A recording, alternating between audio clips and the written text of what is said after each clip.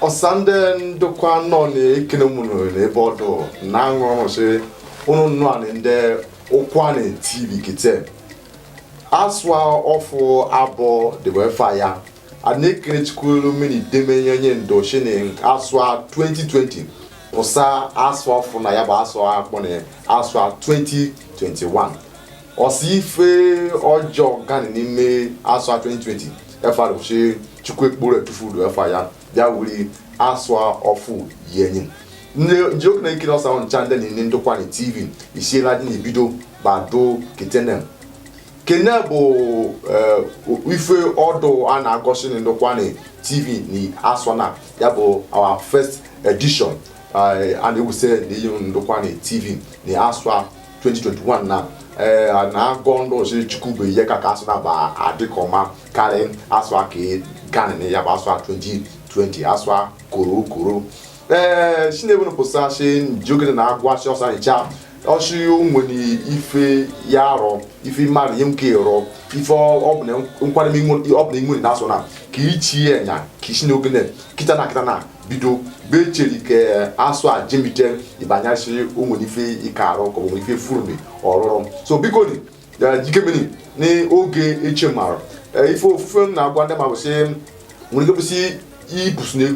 ipusu ego ya kpachi ego bo inyi ipusu oge ye ke nke kpachi oge ka oge gara na 1 minute 1 second tikini gare kita na o gare bo gare ogo ri emme nwese adije so di maso na kunu gbori oge woro if obni mari ike aru na so na o ogo obni mari ike aru ya aru ogo jikeme ki bidokoro ni onwe fatu wa to kondo kwa anya se wa zozo na nyashe bechiri ke oriko se aswa na atmo so aswa ga ago ki na zozo ki krutu egbana ki nke krutu bo se wa jo ki krutu aswa bizu se kiza na mari fi ifu na oro ki du na aru kita na nje so ke na agwa shi nde na acha anyi ni se bikonie unu furu ni ko nwe ifu ekpo na plan ifu unu bu no bi unu ka aru wori ye anyi ndo na ache na aswa na ife obu na unu ma sunu bunu karo biko ni kundu na aru akita na kundu kere ba echeri ni 2023 se oburu se oge election ofu ozo aga eru unu ba nya se unu ka aru ifu unu furu na ororo chini kita na bi na aru oro onwe fu ndu no domi oberu egba election 2023 ya na ma ke ngewu ma se yes unu buwe no bi unu du na aru kwa uru ugurele were ru ya so no be echeri ni egba 2023 ka mmekọrọ no banyare sinunfu no ọrụ ife n'ime mbane ndokwa ni ebe ikpa ka itululu de ni ebe asụ afụ na bonne ụbọchị na ke meni ndị oyim noare na ekubane ọfụ ndị ụkọchukwu futani n'ime asụ na ife ndị ka emete n'ime asụ akene abane ebe a na-analyze ọfụ ndị na ndị ma ndị ụkọchukwu futani ke ofuma bi na atụsasị ulo si ife dịcha bebe na debe mesi ma asụ na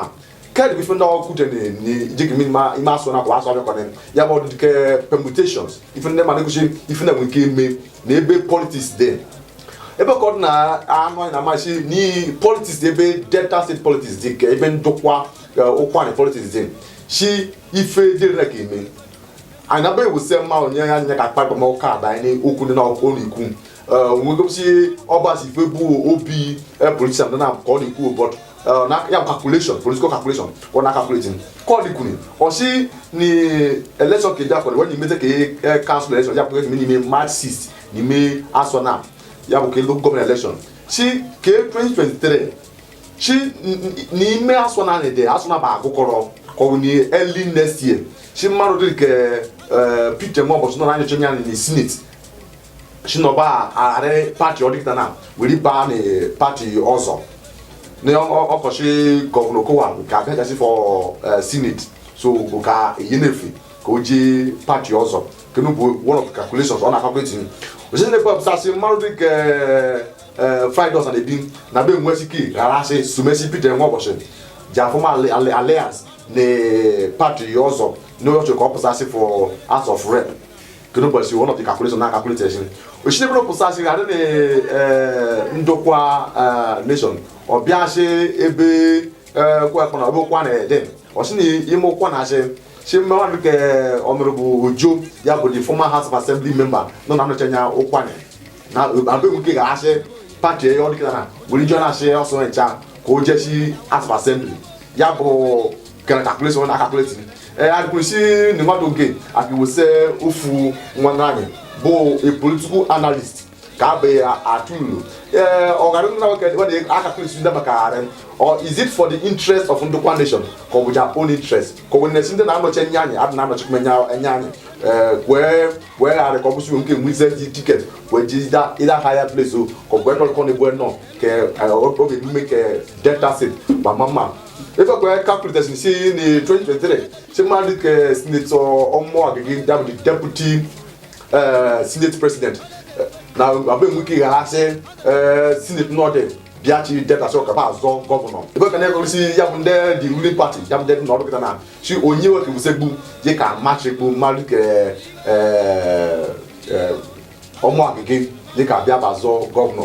okay kenu bụ some of the calculations when I calculate it ife ka eme ahead of 2023 I can analyze it so I can say a political analyst onye na calculate onye mmadụ na ya bụ mụ na nwọsa ebe politics dị ka a bụ analyzing if na dey go ya bụ this political move wey be move between one political party to another party ahead of 2023 mmadụ ka Senator Nwọbọchị Peter Nwọbọchị mmadụ ka Friday ọsàn ebi mmadụ ka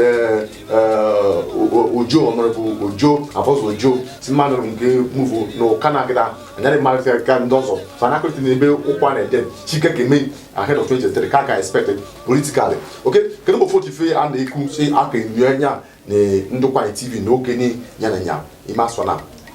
ọfụna wee fụta asụna na asụna ụfọdụ kwụsị asụna na ba dike ụfọdụ kwụsị asụna na ba aka ba bụkwa osu na-ede osu na-ede ekpemsi ka asụna ba mma karịa asụ 2020 asụ 2020 da jọjọ onwe ndị ọka bana onwe ndị ji ndị rwasifu afọ anya kidi ruguni ime 2020 ka ị gara kebụ plan ikarụ n'ime 2021 nọ na-abịa na bido nke tebụl ụbọchị the second day of January 2021 ka ilo ni ka raso na diko na akpọjego ife isu ba akpọjego ife isu jikime ifo ka aro do na rakta na oge kene leji nwata oge kene fos ni na gwa ndị kenyi ndị ngosi chukwuwa ngozi ụnọ ndị ọsịja arụkpamere na asụ akene ga na otu oyi na ka jiruke na arịnsa asụ na chukwugoleshi ụnọ nyara ne kuno ba akpọchi ntị ụnọ were ihe ndị ụmụ ogbe ndekosi kwa afụfụ eri ndekosi we nwe edi we bụ widow we nwe ndị yene ka ndekosi mefu pi we nwe ndị anga na ekuru ni bikolu osikwa gozu no ba don't shut your ears to the cry of the needy ya bụ ekposo kuno yele wo si ka anyị ba akpọchi ntị anyị osichukwa gozu we osi ye nwe gida nwata ina afụ ife eri bikonia ya bụ ụfụ arịọ ka arịọ nkete na okpukpa men kunu biko kunu nyare ndekosi we nwe njene ka gosi ndị na-eje school we nwe ndị na-eje ka akwụkwọ school ka anyara we ndị kosi we nwe ndị na-eje ka ugwu widow we nwe di ka we nwe ụmụ kosi na anya na-ekwu we ka onye je we ka chinye oge n'ime asụ na ife ọ bụ na bụ ọchịchị obi enyi asụ na ekpere mụsi chukwu be mme ka ọ ba gatru jesu gị na-arịọ ọnụ dịgasị ndị kosi njọkwu ihe si na-enye ka ndokwa TV ịra na-ekwusi aka ka agwụ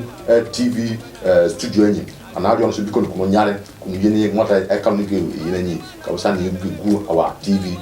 station ndokwa TV ndị mmadụ na-akpọ na ifo na ajụsị ndokwa TV bika TV bika station no dey bika ụnụ no kiza na ndị dịkọ online media ka anyị dịkọ gbacha ka agwụ our edifice our structure ndokwa TV studios o kunu ko kunu yene nye ka ne kres ne ko so yesu nye ka na aso aka ga na be nde nya na nye gba umere mo Christmas ke new year ne kunu no ezigwe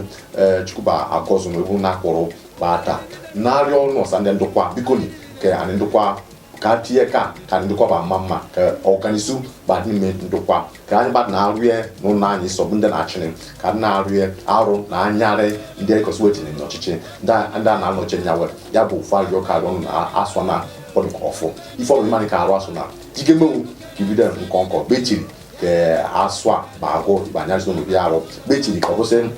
ebonu ki bwepeti ya bụ 2023 erukọrọ ba nya se no mfu na aro biko ni kundu na aro ifo na bi ogbo kitana ndị ba na-ekwushi kede maybe budget of na we pass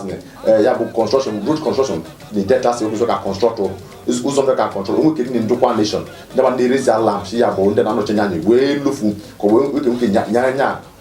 USN nyanye benu ko so nke kware kwa gwa komisi delu ni ke egbe ezuku ofo onwe kedi ni ndokwa nation onwe kedi no pane ndokwa west ndokwa east siwe biko we ni nyanye benu also mu ife ka ba ya una no chenyanye o mu also mu ife ke wo se una ju governor si ko de tire ji dele ru ni me kede de wo onwe ke je ko ka kenyi ya bu kwa ni ke mu se ko ndokwa wo se ke wo se ko ndokwa isi ke mu se na ju ni ife ndano ya na ju na ju ya se na ma ni ku shi uno bu now the OS member for governor cool now so far on ni clinical ni kuli yenwe ne ka ajo se bikoni na avia bi ka yo ka na yo ko e be school ni okwane ifo ma una avia o rio jeguni ya bo before zone ka yo mten ndo okwane TV ne ku sikodo gozo na ngon nu kwani TV na asona na bagaba ya fi ni ku no bagaba ijigwe onye ni ko oji gide no kunu ji na eji uka na eji ejike me ko se ifa ke me ndukwa TV also ni fu ke me okukuru obo nu mu now na akpo na anyị kadina ko sa also ni festival nu ni kai me marriage ko burial bona anyị also chọ ko sa ndukwa TV a baby of life aba ko sa ndo wa fonde ni fu ni me no bono na ngo so no na ndukwa TV ko de ko go so efam uche sa ni mu number ko na akpa so na akpa ba me so de bo na comment ni na like ni na subscribe ni na share ni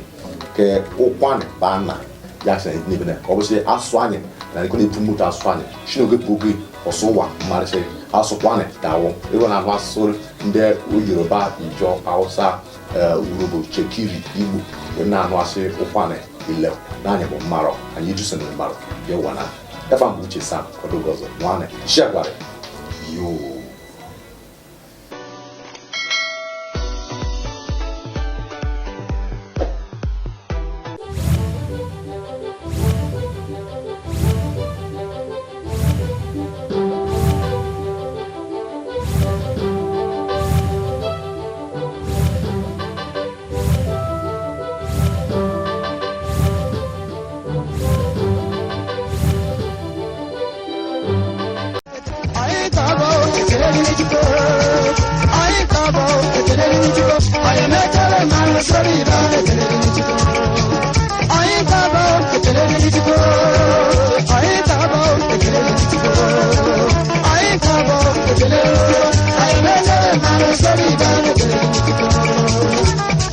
I'm